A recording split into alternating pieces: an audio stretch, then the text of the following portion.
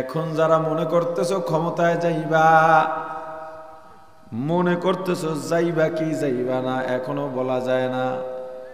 কাম কাজ যা ইতিমধ্যে ঘটায় ফেলাইছো, হুজুররা সব এক হইয়া গেছে, অবস্থা কিন্তু ভালো না। 10 নম্বর মহাবিপদ সংকেত। অবস্থা কিন্তু আসলেই ভালো না। তবু আমি ধইরা নিলাম তুমি ক্ষমতায় যাইবা। যার ক্ষমতা বেশি তার বিনয় ভদ্রতা বেশি দরকার।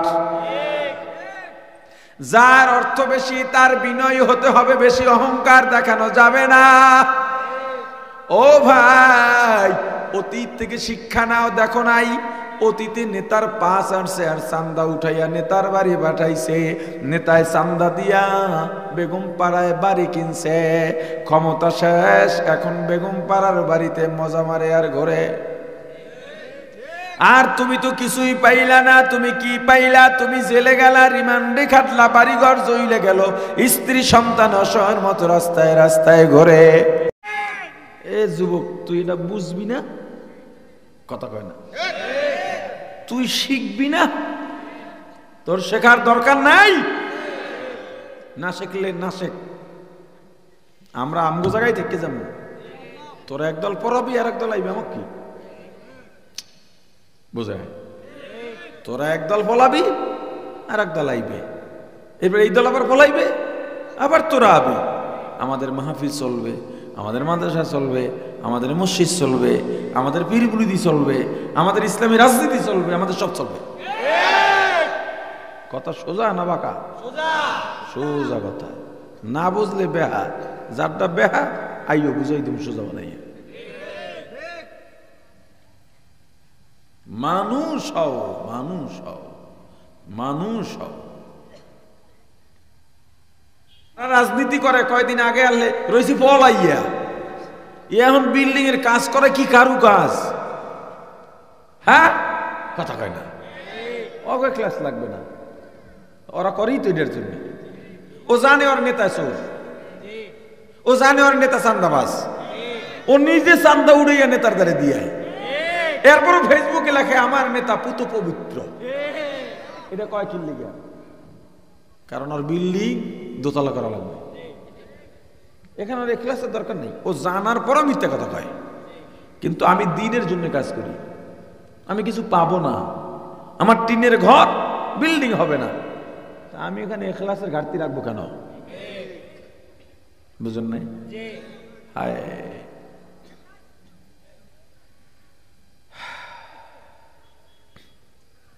যেখানে তুমি কাজ করবা, মাগো কাজটা করতেছ, করবাই যেহেতু, করতে হবেই যেহেতু, সওয়াবটা খুয়াবে লেগে।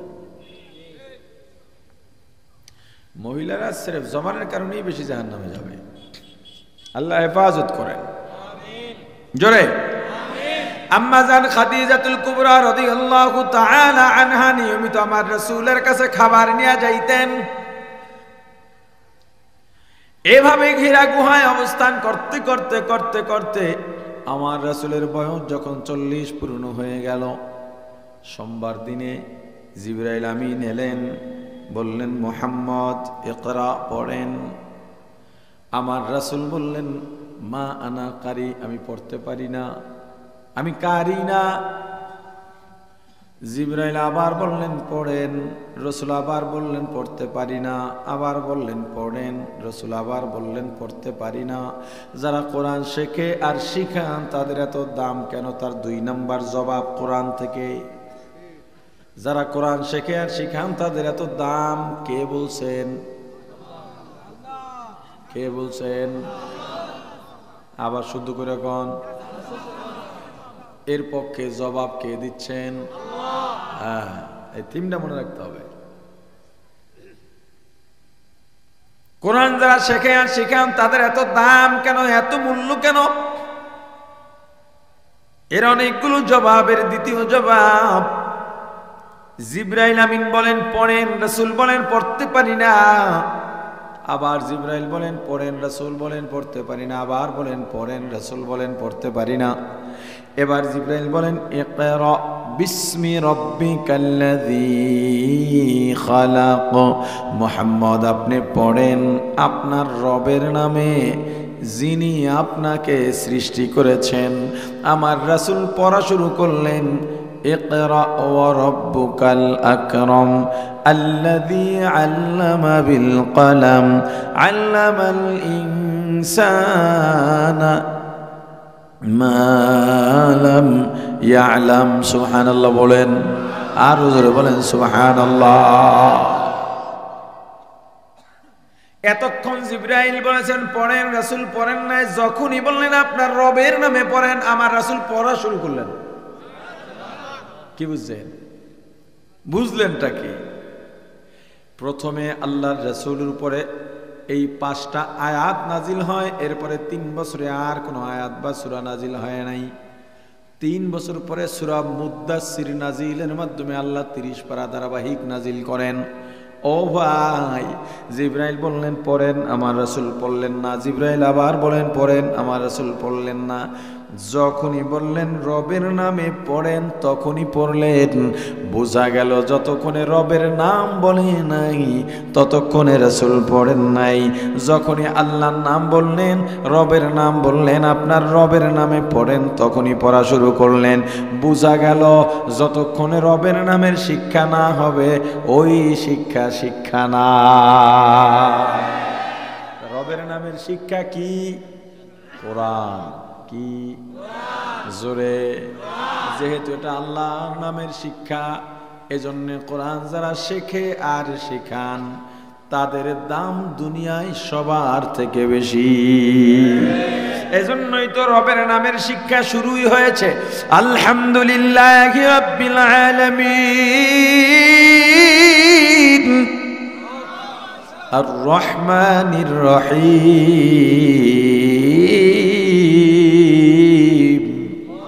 আল্লাহর প্রশংসা দিয়া শুরু হইছে, আল্লাহর দয়া দিয়া শুরু হইছে, আল্লাহর মর্যাদা দিয়া শুরু হইছে।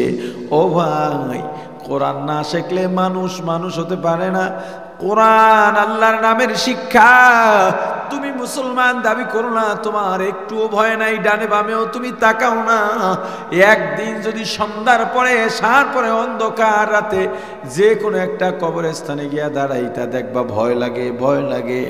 মনটারে হাজির নাজির করে, একেবারে হাজির করে তাজা করে মনটা গাফেল আছে, সেখান থেকে মনটা ঘুমিয়ে আছে, সেখান থেকে জাগাও।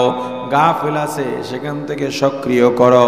কবরস্থানে দাঁড়ায় যদি চিন্তা করো এই মাটির মধ্যে আমার বাবা শুয়ে রইছেন, এই মাটির মধ্যে আমার মা, আমার চাচা, আমার চাচি, আমার আত্মীয় স্বজন, আমার ওই মাটির মধ্যে যাওয়া লাগবে। এই মাটির মধ্যে কি হয় কিছু জানি না।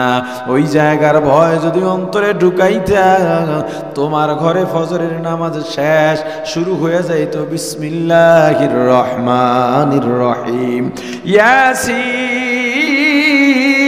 ওয়াল কুরআনিল হাকীম ইন্নাকা লামিনাল মুরসালিন। জোহরের নামাজ শেষ হয়ে যাইত, তোমার ঘরে তেলাওয়াত শুরু হয়ে যাইত ইন্না ফাতাহনা লাকা ফাতহাম মুবিনা। আসরের নামাজ শেষে তোমার ঘরে তেলাওয়াত শুরু হয়ে যাইত আম্মা ইয়াতাসাআলুন আনিন নাবাইল আযীম। আসর কি বলে মাগরিবের নামাজ শেষ তোমার ঘরে শুরু হয়ে যাইত ইযা ওয়াকাতিল ওয়াকিআ লাইসা লিওয়াকাতিহা কাযিবা খাফিদাতুর রাফিআ। আউযু বিল্লাহিস সামিউল আলিম মিনাশ শাইতানির রাজীম। হুয়াল্লাহুল্লাযী লা ইলাহা ইল্লা হুয়া আলিমুল গায়বি ওয়াশ শাহাদা হুয়ার রহমানুর রহিম। হুয়াল্লাহুল্লাযী লা ইলাহা ইল্লা হু। এশার নামাজ শেষ হইতো তোমার ঘরে শুরু হয়ে যাইত তাবারাকাল্লাযী বিয়াদিহিল মুলকু ওয়া হুয়া আলা কুল্লি শাইইন কাদির। ওরে ভাই, তুমি শুইতে যাইতা, তোমার শোয়ার ঘরে ছেলে মেয়ে স্ত্রী সন্তান সবাই পড়তো আল্লাহুম্মা বিসমিকা আমুতু ওয়া আহইয়া। এরপরে হয়তো দরুদ পড়তো, কেউ ইস্তিগফার পড়তো, কেউ লা ইলাহা ইল্লাল্লাহর জিকির দিতে দিতে ঘুমায়া যাইতো। নিয়মিত এই আমল তোমার ঘরে চলতো। হঠাৎ করে তোমার ছেলে আমার রাসূলকে দেখে ফেলতো, হঠাৎ করে তোমার মেয়ে আমার রাসূলকে দেখে ফেলতো, হঠাৎ করে তুমি আমার রাসূলকে স্বপ্নে দেখে ফেলতা। হয়তোবা তোমার বিবি দেখে ফেলতো, তোমার বিবি যদি দেখে ফেলতো, তোমার বিবি হয়ে যাইতো রাবেয়া বসরি, তোমার মেয়ে হয়ে যাইতো ফাতেমার উত্তরসূরি, তোমার ছেলেটা হইতে পারতো বাইজিদ বুস্তামি আব্দুল কাদের জিলানী, তুমি হয়ে যাইতে পারতা আল্লাহর ওলি। না, তুমি ঘুমাও টিভি দেখতে দেখতে, ওঠো টিভি দেখতে দেখতে, ফজরের আজান হয়, কত মানুষ নামাজে যায়, তুমি ঘরের মধ্যে ঘুমাও, তোমার বিবিও ঘুমায়, তোমার সন্তানও ঘুমায়। তোমার সন্তানের আদব আখলাক নাই, তোমার সন্তান তোমাকে বিদায় দিয়া বলে বাবা টাটা বাই বাই। তোমার ছেলে সালাম জানে না, মেহমান গেছে, ইমাম সাহেবকে দাওয়াত দিলা, তোমার বাসায় গেছে, সন্তানকে বলো বাবা সালাম দাও। শিখাইছত বেটা তুই হুজুরের সামনে ছেলেটার শরম দাস কি লিগা? শিখাইছত ছেলের সালাম, বা বাবু সালাম দাও, সালাম সালাম তুই জানোস বেটা? সালাম দেখো সালাম কম কত হয় না, কি কয় সালামালাইকুম আসসালামাইকুম। আর নেতারা যারা ইয়ে মাইক ধরে সালামালাইকুম। আজকে মাহফিল বিশিষ্ট উলে মাইক নাম, হ্যাঁ ওয়াজের মঞ্চে দিনী লোক উঠবে, দিনী কথা হবে, এর বাইরে কেউ উঠতে পারবে না। কয় দোয়া চাইতেছ, কিসের দোয়া চাইতেছ? চুরি করবে এই দোয়া? তোর দোয়া আগে নিজে ঠিক হয়, মানুষের তার দোয়া চাওয়া লাগে না। নিজে ঠিক হইলে মানুষ এমনি দোয়া করে, অন্যের দোয়া তো লাগবেই। আপনার দোয়া আমার লাগবে, আপনার দোয়া ছাড়া আমি আগাইতেই পারবো না। দোয়ার কাম করলে আপনি, আমি রয়েছি কুয়াকাটা, আপনি যশোর বই দোয়া করবেনই, কথা বলে না? আমার সেহের করছে, জাদু করছে, আমি তো শেষ, নিজেই মেনে নিজে মারা যাচ্ছি। ফেসবুকে খবর হয়েছে সারা দেশে মাইকিং করে মসজিদে, 3টা খবর হয়েছে মাইকে মসজিদে মেজবাজুল অসুস্থ, সবাই আসেন দোয়া করেন। নোয়াখালী শুনি মাদ্রাসা সবাই মিলে রোজা রাখতেছে। আমি কি দোয়া চাইছিলাম? কথা হয় না, দোয়া চাইছি? শাইখুল সাহেব মারা গেছেন, আমিনী সাহেব মারা গেছেন, সরমনায় মরহুমুজুর মারা গেছেন রহিমাহুমুল্লাহ তাআলা। কি আপনার কি ও জায়গাতে বলছে দোয়া করেন যশোরে? মসজিদে রোনাজারি হয় নাই? মাদ্রাসায় হয় নাই? দেওয়ানবাগি মরছে, কেওয়ানবাগি দেওয়ানবাগি মরার পর মুসলমান মরলে কি পড়ি? বলে না কি পড়ি? ইন্না লিল্লাহি ওয়া ইন্না ইলাইহি রাজিউন। দেওয়ানবাগি মারা যাওয়ার পর ইন্না লিল্লাহ পড়ছেন কেডা কেডা? কথা হয় না, কি পড়ছেন? জীবন, এই জীবন, এটা কোন জীবন? এমন জীবন করিবা গঠন, মরিলে হাসিবে তুমি কাঁদিবে ভুবন। এমন জীবন করিবা না গঠন, মরিলে কাঁদিবে তুমি হাসিবে ভুবন। এ মাস্তান, এ যুবক ভাই, তুমি রাস্তা দিয়ে যখন হাঁটো, তোমাকে দেখলে মানুষ সালাম দেয়, পাশে সরে যায়, কিন্তু তুমি যখন দূরে সইরা যাও, তখনই একজন আর একজনের বলে শালার লগে দেখা হয়েছিল, কথা কয় না? ওইটা তোমাকে ভালোবাসার সালাম না। তোমার জন্য তুমি এমন কাজ করতেছো, ওই 17 বছর যারা ছিল সারা দেশে ঘুরে ঘুরে তাদেরকে একটা কথাই বলছি, নাম ধরে বলছি, এ ছাত্রলীগ যুবলীগের ভাইয়েরা, ক্ষমতা আছে, যেই নদীতে জোয়ার আসে ওই নদীতে ভাটাও লাগে। জোয়ার আইছে ভাটা লাগবে না এমন নদী নাই। জোয়ারের সময় পানি হাতের নাগালে আসে। তুমি যদি বুদ্ধিমান হও, জোয়ারের পানি সংরক্ষণ করো, কারণ যখন ভাটা লাগবে তোমার নাগালে পানি থাকবে না, তখন ওই জোয়ারের সময় সংরক্ষিত পানি দিয়া পানির অভাব মিটাইবা। আর যদি জোয়ারের পানি না সংরক্ষণ করে জোয়ার দেখে জোয়ারের আগে পটকা নাচো, পটকা নাচা বোঝেন? পটকা মাছ চেনেন? চেনেন? আরে ছোট মাছ ধরলি ফুল লেথা নিয়ে যায়, টেপা টেপা, ওটার আমরা কই পটকা। মূলত এটা পটকা মাছই। তো এই পটকা মাছ কি করে জানেন? জোয়ার আইলে আগে আগে নাচে, এবার বালিতে আটকে মরে। জোয়ারের আগে পটকা নাচা নাচিও না। তোমার এখন ক্ষমতা আছে, এই ক্ষমতার জোয়ার, টাকা পয়সার জোয়ার, সম্মানের জোয়ার, যেমন কাজ করো রে যুবক। তোমার ক্ষমতা চলে গেলে যাতে পালিয়ে যাওয়া না লাগে, ক্ষমতা চলে গেলেও যেন মানুষ তোমাকে আগের মতো সম্মান করে। ওরা আমার কথা রাখে নাই। এখন যারা মনে করতেছো ক্ষমতায় যাইবা, মনে করতেছো যাইবা কি যাইবা না, এখনো বলা যায় না। কাম কাজ যাইতে মধ্যে ঘোড়ায় ফেলাইছো, হুজুররা সব এক হইয়া গেছে, অবস্থা কিন্তু ভালো না। 10 নম্বর মহাবিপদ সংকেত। অবস্থা কিন্তু আসলেই ভালো না। তবু আমি ধইরা নিলাম তুমি ক্ষমতায় যাইবা। যার ক্ষমতা বেশি তার বিনয় ভদ্রতা বেশি দরকার। যার অর্থ বেশি তার বিনয় হতে হবে বেশি, অহংকার দেখানো যাবে না। ও ভাই, অতীত থেকে শিক্ষা নাও। দেখো নাই অতীতে নেতার পাস আনছে আর চান্দা উঠাইয়া নেতার বাড়ি পাঠাইছে, নেতায় চান্দা দিয়া বেগম পাড়ায় বাড়ি কিনছে। ক্ষমতা শেষ, এখন বেগম পাড়ার বাড়িতে মজা মারে আর ঘরে।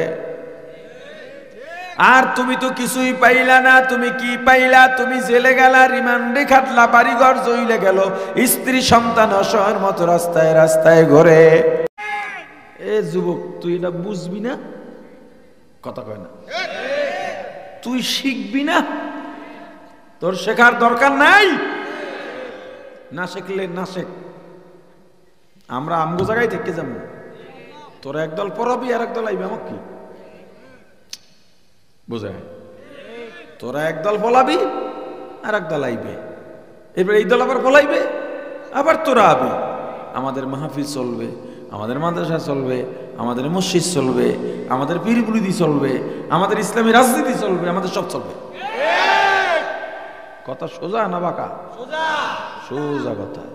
না বুঝলে বেহা, যারটা বেহা আইও বুঝাই তুমি সোজা বানাইয়া। মানুষ হও, মানুষ হও, মানুষ হও।